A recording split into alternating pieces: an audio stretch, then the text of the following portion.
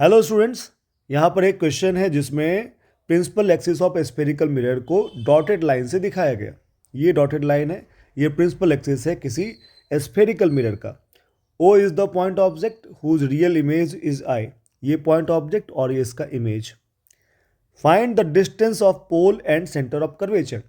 जो आप मिरर यहाँ पर ड्रॉ करोगे उसका कोई पोल भी होगा, सेंटर ऑफ कर्वेचर भी होगा। वहाँ से ऑब्जेक्ट के डिस्टेंस को मेजर करना है अलोंग प्रिंसिपल एक्सिस, और ये सारा काम करना है केवल और केवल रे डायग्राम की मदद से।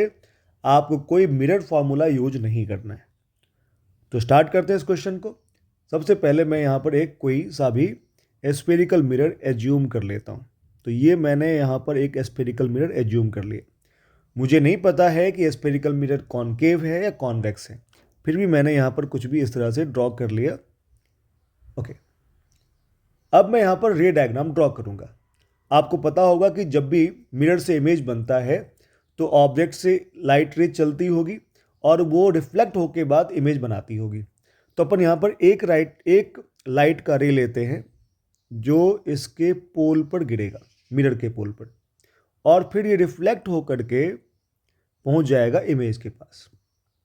अगर मैं यहाँ पर आपको बताऊं तो ये है एंगल ऑफ इंसिडेंस और ये है एंगल ऑफ रिफ्लेक्शन। दोनों ही बराबर होने चाहिए और दोनों का नाम मैं लिख देता हूँ आई। ये भी आई तो ये भी एंगल आई हो जाएगा, सही है। अब यहाँ पर आपको दो राइट एंगल ट्रायंगल दिखेगा। ये एक राइट एंगल ट्रायंगल है और दूसरा ये राइट एंगल ट्रायंगल है। दोनों राइट एंगल ट्रायंगल सिमिलर हैं क्योंकि दोनों का दो एंगल बराबर है।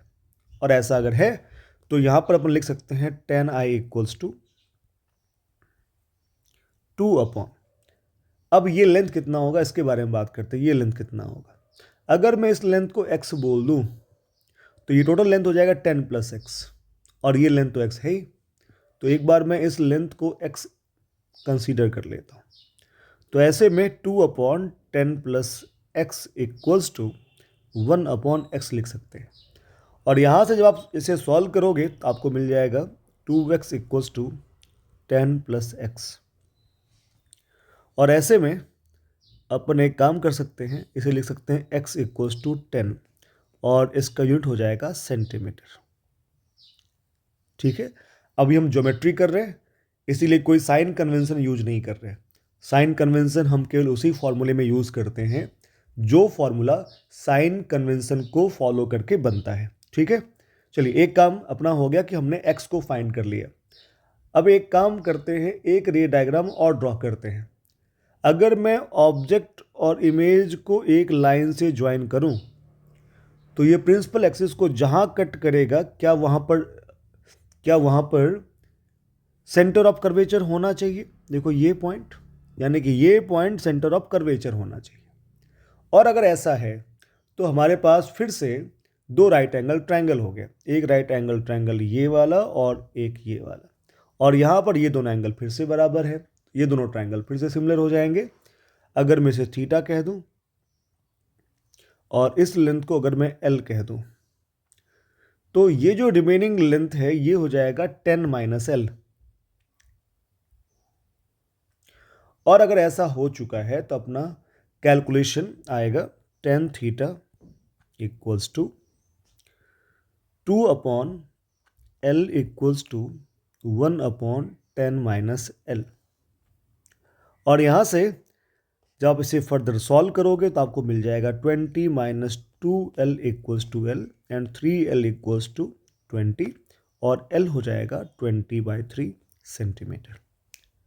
अब हमें आंसर के बारे में बात करनी है।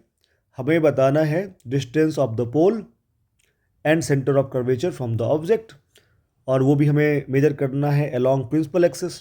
तो यहाँ से ये पोल कितना दूर है, तो ये तो 10 सेंटीमीटर और ये x की वैल्यू 10। तो मैं लिख दूंगा पहले वाले को मैं बोल देता हूँ a, ये हो जाएगा 10 plus x that is 20 centimetre. दूसरा वाला पार्ट है ये, हमें ऑब्जेक्ट से सेंटर ऑफ कर्वेचर बताना है कितना दूर है।